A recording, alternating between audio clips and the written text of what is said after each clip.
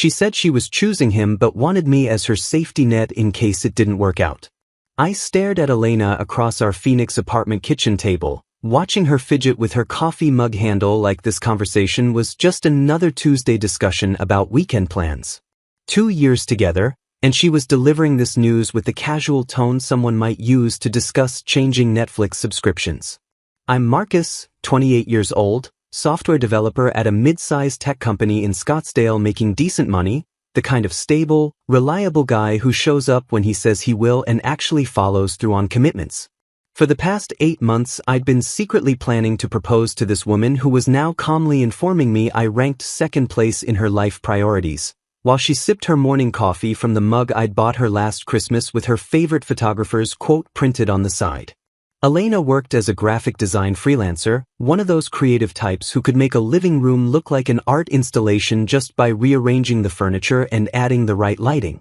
I'd met her 18 months ago at Copper Star Coffee near downtown Phoenix, where she'd been sketching architectural details in a worn leather journal, completely absorbed in capturing the way afternoon sunlight hit the brick walls through oversized windows. She had this natural ability to find beauty in ordinary moments, like when she'd spend an entire Sunday morning photographing shadows moving across our living room wall or rearrange our bookshelf by color gradients instead of alphabetical order like my systematic mind preferred.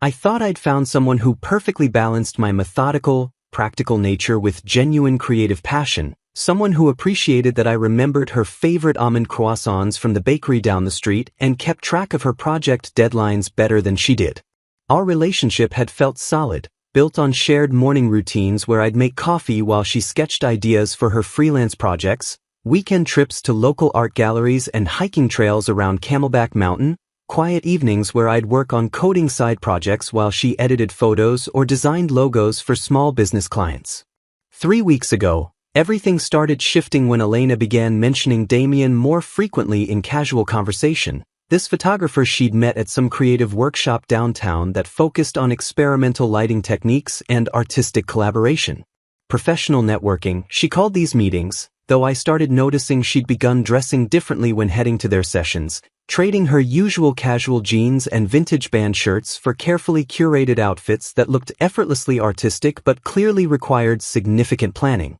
She'd stay late at the co-working space she rented by the month in the Arts District, claiming urgent client deadlines, but I could see how her entire energy changed when his name came up in conversation. I should have paid closer attention to how her eyes would light up when his texts interrupted our evening routine, or how she'd subtly angle her phone screen away when responding to messages that made her smile in ways I hadn't seen directed at me in months. The betrayal wasn't just that she'd developed feelings for someone else, though that reality cut deeper than I wanted to acknowledge. What really stung was her calculated plan to keep me around as emotional backup while she explored what she dramatically called her artistic awakening with a man who represented everything I apparently wasn't: creative, spontaneous, passionate about visual arts instead of logical problem solving. Elena explained this arrangement like she was offering me some generous opportunity, suggesting I should naturally understand her need to grow creatively and personally, that our stable, predictable relationship had become too comfortable and safe for someone with her artistic ambitions. She needed someone who challenged her creatively, someone who understood the artistic process in ways I never could as a practical software developer who solved problems with systematic code instead of intuitive camera work. Damien was spontaneous where I was methodical, passionate about capturing perfect lighting where I was focused on building secure financial futures, free-spirited and willing to chase inspiration wherever it led while I remained grounded in practical reality and 5-year plans. She insisted she still loved me deeply, just wasn't in love with me anymore in that exciting, heart-racing way, though she hoped those feelings might resurface once she'd satisfied her curiosity about what life could be like with someone more naturally aligned with her creative aspirations and artistic lifestyle. The most insulting part was how she framed this betrayal as temporary, like I should wait patiently on the sidelines while she tried on this new relationship to see if it fit better than what we'd spent 2 years building together through shared experiences,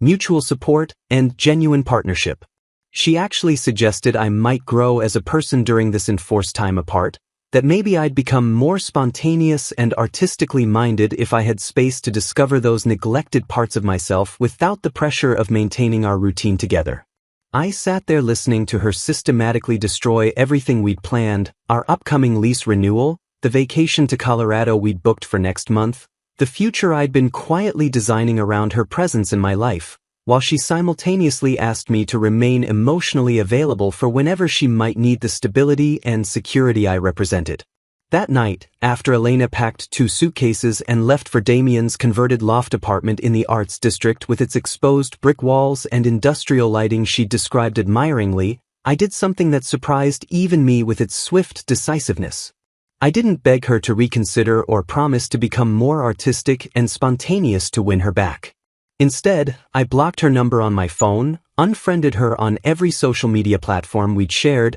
and methodically deleted every photo of us from my devices with the same systematic approach I used for debugging complex code problems at work. 2 years of carefully documented memories erased in under an hour, because sitting there in our suddenly empty apartment, I realized that someone who could reduce our entire relationship to a safety net while actively pursuing someone else had never really seen me as a partner worth fighting for in the first place.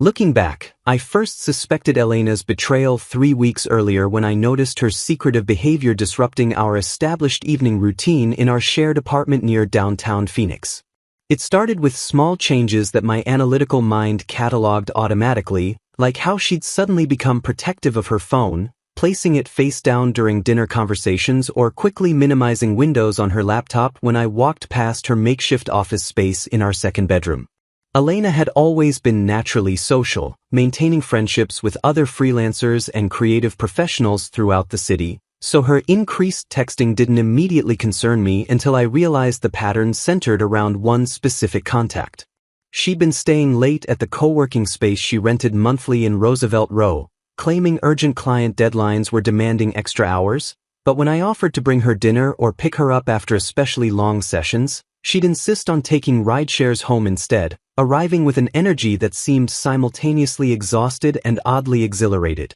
The name Damien started appearing in her casual conversation with increasing frequency, always in context of creative collaborations and artistic projects that required evening brainstorming sessions or weekend photography shoots around the city. When I'd ask specific questions about these professional partnerships, Elena would provide vague responses about lighting experiments and creative vision while scrolling through her phone with a distracted smile that suggested her attention was elsewhere entirely. The turning point came on a Thursday evening when Elena was responding to texts during our usual routine of cooking dinner together, something we'd maintained consistently throughout our relationship as a way to reconnect after separate workdays.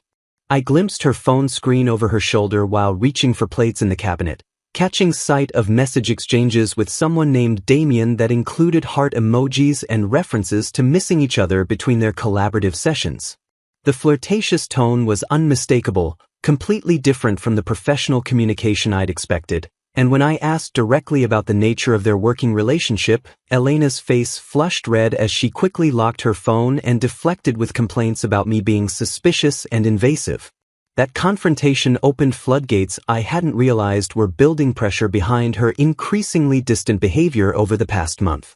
Elena broke down completely, tears streaming while she admitted she'd developed feelings for Damien that went far beyond professional collaboration, describing their connection as an artistic awakening that made her question everything about our stable, predictable life together. She'd met him 6 weeks earlier at a creative workshop focused on experimental photography techniques, where his passion for capturing authentic emotional moments through lighting and composition had sparked something in her that she claimed had been dormant during our entire relationship.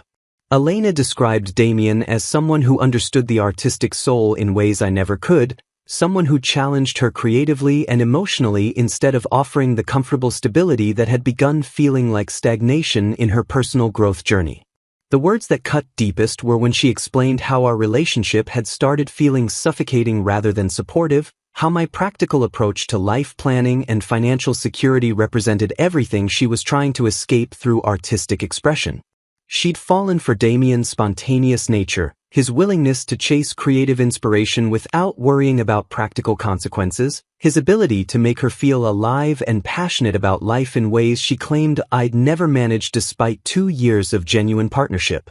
Elena admitted she'd been emotionally cheating for weeks, sharing intimate thoughts and dreams with Damien during their extended photo sessions while maintaining the facade of normalcy with me at home. But the crushing revelation came when she described how she'd been comparing our relationship to her connection with Damien, finding our steady love lacking the excitement and artistic stimulation she apparently craved. She insisted she still loved me but wasn't in love anymore, explaining the difference like I was supposed to understand why romantic feelings could simply evaporate when someone more exciting appeared. Elena claimed our relationship had become too comfortable, too predictable, too focused on building a secure future rather than experiencing passionate moments of creative discovery that made life worth living. She'd convinced herself that staying with me meant settling for a life of boring routine instead of embracing the artistic journey Damien represented, where every day could bring new creative adventures and emotional intensity that made her feel truly alive for the first time in years.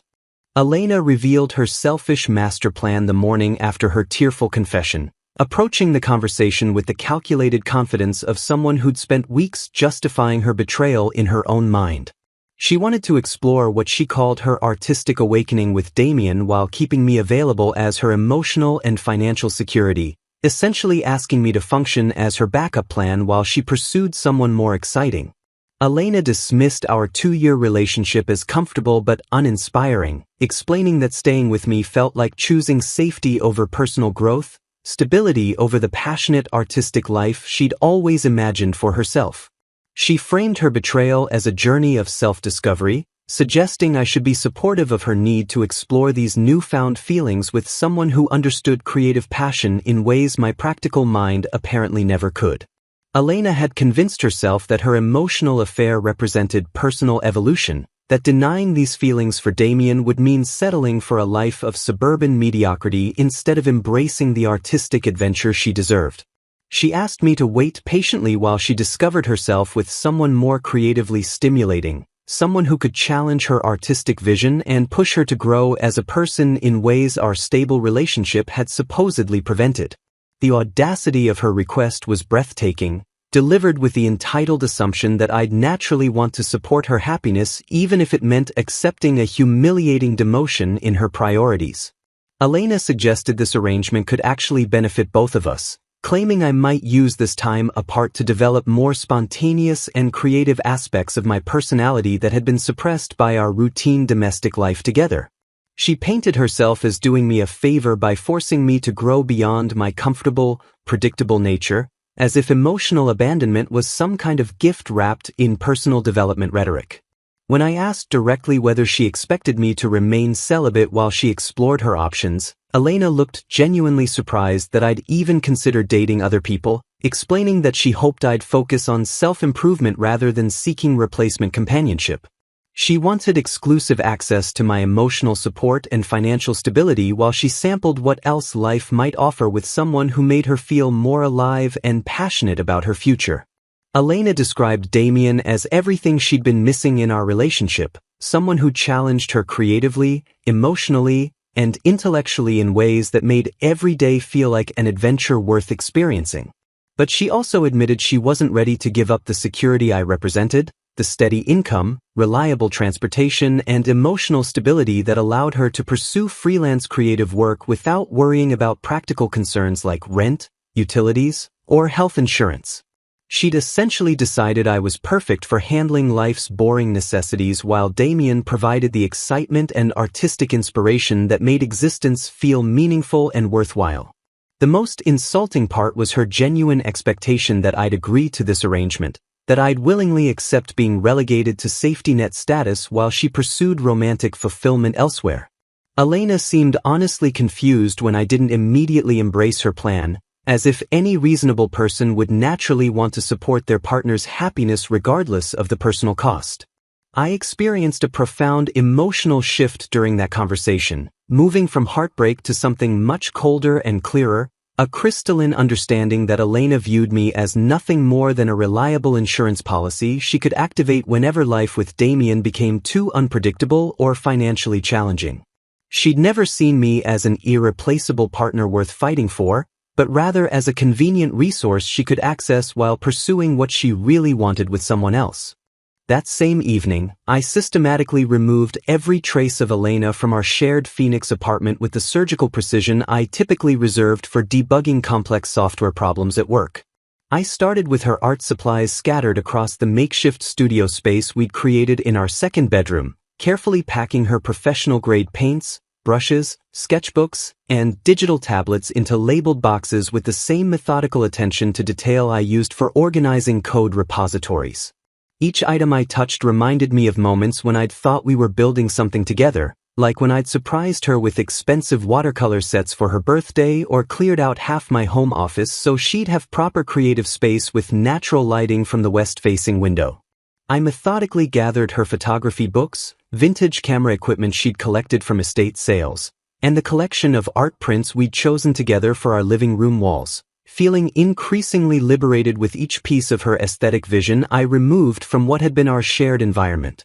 Her vintage clothing filled 3 entire boxes, designer pieces she'd accumulated through careful thrift store hunting and online marketplace purchases, clothes I'd complimented her on during countless date nights and casual weekends around the city. The bathroom yielded an impressive collection of expensive skincare products, makeup, and hair styling tools that had gradually colonized counter space over the months she'd been staying at my place more frequently.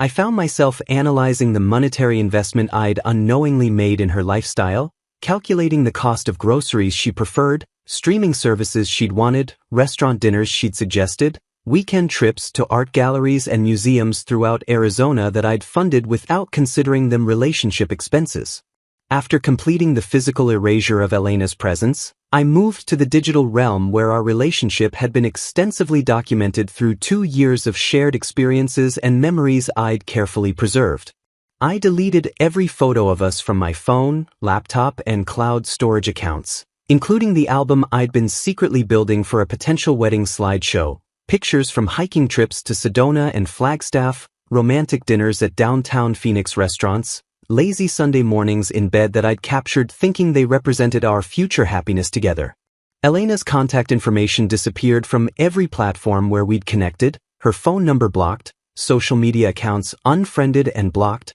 shared streaming accounts modified to remove her access, even the Spotify playlist we'd built together deleted without ceremony. I changed the locks on my apartment that evening, a practical decision that felt symbolically powerful, ensuring Elena couldn't return uninvited to retrieve forgotten items or attempt emotional manipulation when she realized I wasn't waiting around to serve as her backup plan. I texted her from a Google Voice number with a strict 24-hour deadline to collect her belongings from boxes I'd leave with the building manager, explaining that anything unclaimed would be donated to local charities by the weekend. The entire process of erasing Elena from my living space and digital life took less than 4 hours, but each action felt like shedding weight I hadn't realized I'd been carrying, psychological baggage from months of feeling like I wasn't enough to hold her complete attention and romantic commitment. When I finally fell asleep that night in my newly Elena-free bedroom, I experienced the most peaceful rest I'd had in weeks,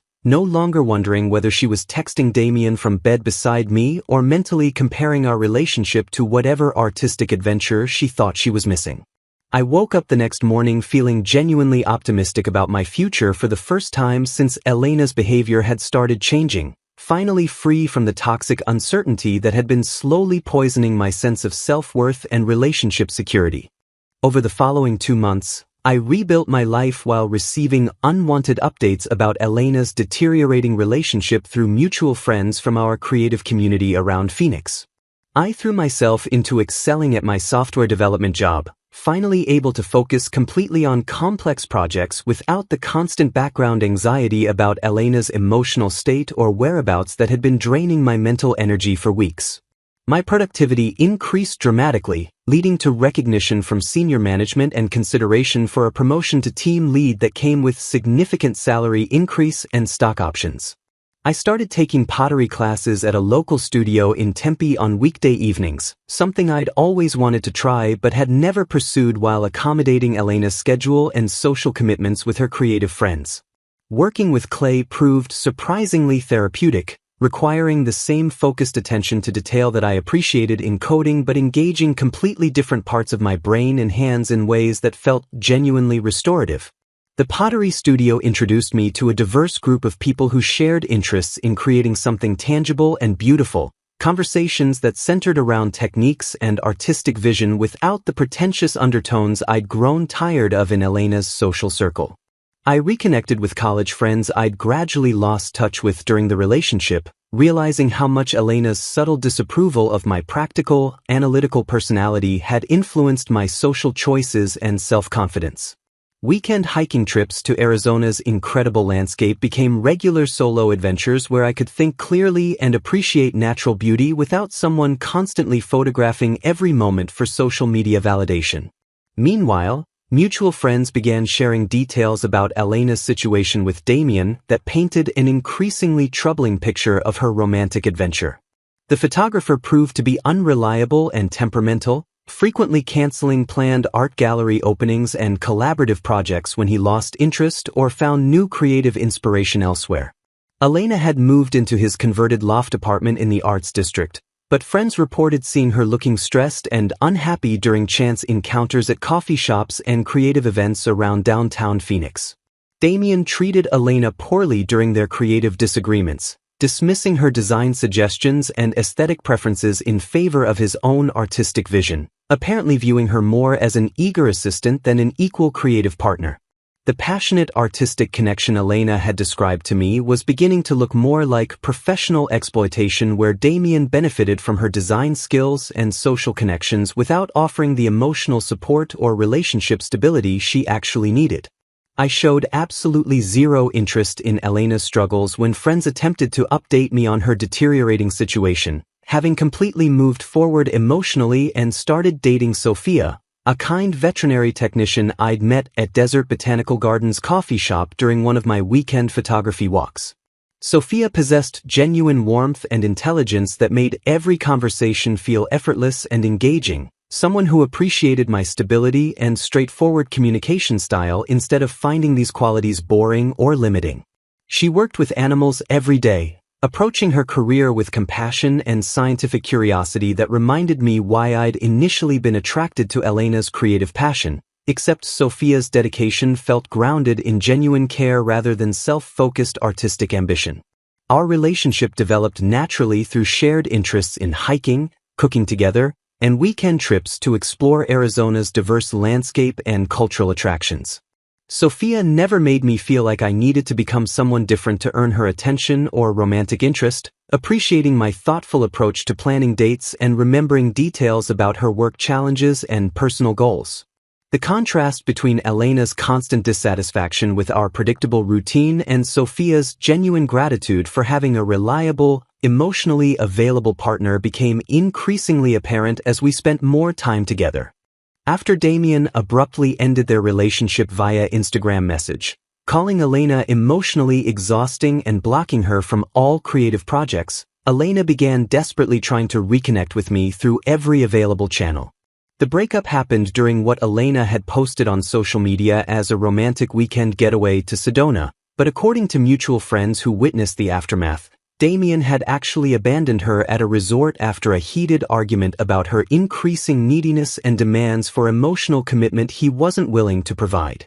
Elena attempted contact through unknown phone numbers, sending lengthy text messages that cycled between apologies, explanations, and increasingly frantic pleas for me to respond and discuss our situation like mature adults who'd shared 2 meaningful years together. When I blocked each new number without responding, she enlisted mutual friends as messengers, asking them to tell me she'd made a terrible mistake and realized what she'd lost by choosing artistic passion over genuine partnership and emotional security. Our friend Jake from the photography group called me directly, explaining that Elena had been crying during a recent gallery opening while asking everyone whether they thought I might be willing to forgive her monumental error in judgment. She'd apparently spent hours describing how much she missed our stable relationship, our comfortable routines, my reliability and emotional support during the creative ups and downs of freelance work that had become increasingly stressful without a steady partner to provide balance and perspective.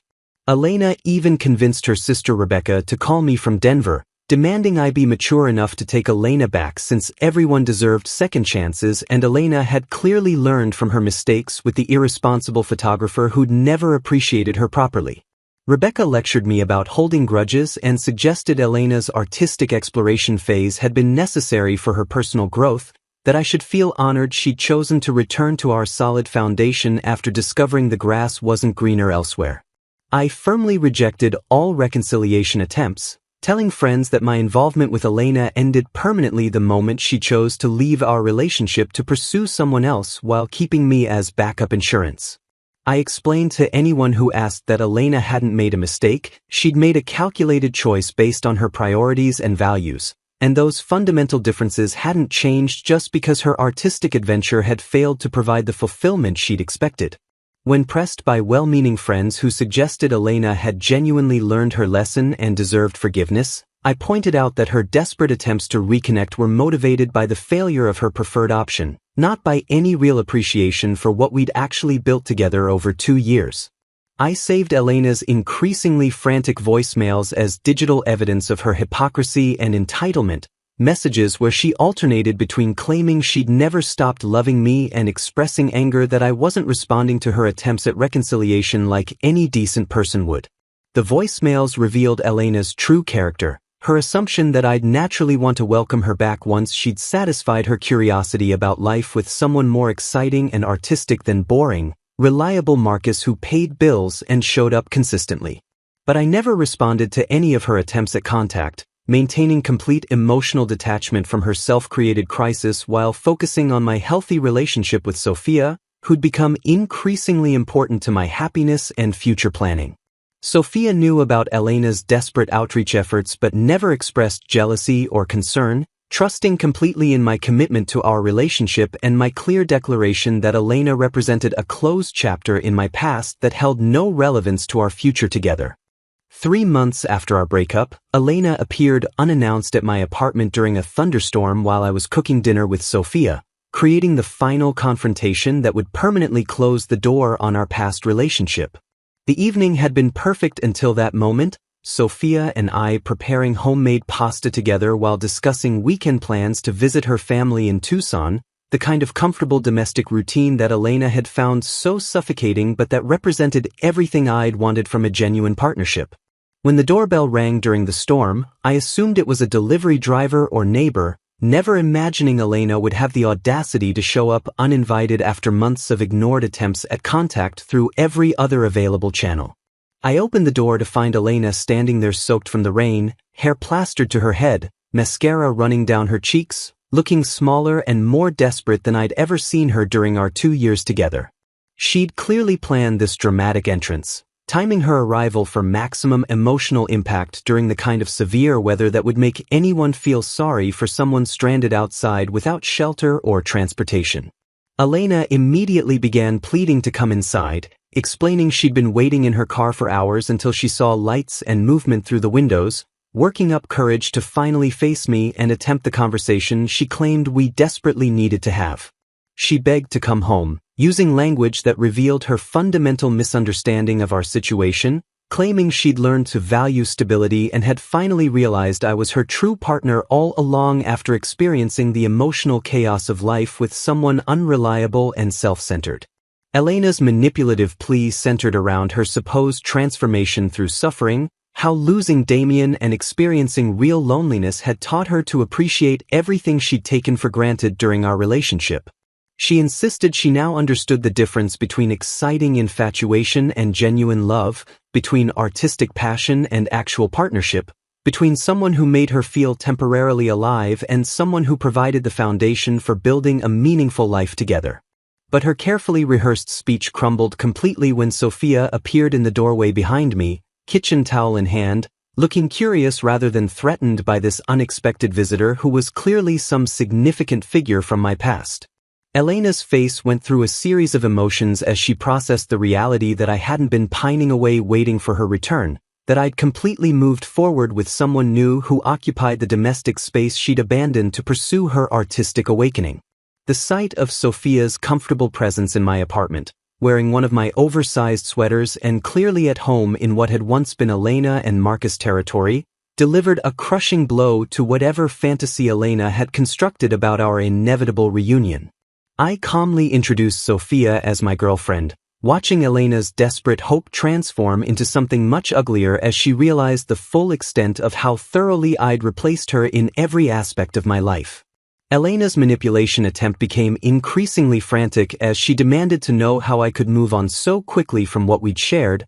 how I could replace 2 years of history with someone who obviously didn't understand our connection or the depth of what we'd built together. I told Elena she was absolutely right that things hadn't worked out with Damien, but completely wrong about everything else, explaining that her leaving had been the best thing that could have happened to both of us since it allowed me to find someone who actually wanted to be with me. As Elena retreated into the storm, her shoulders shaking with sobs that mixed rain and tears, I closed the door permanently on our past and returned to the warm kitchen where Sophia was waiting with understanding patience and genuine love. I felt only peaceful closure watching Elena disappear into the darkness, knowing the ghost of our relationship had finally been laid to rest while I embraced a genuinely loving future with someone who appreciated me for exactly who I was.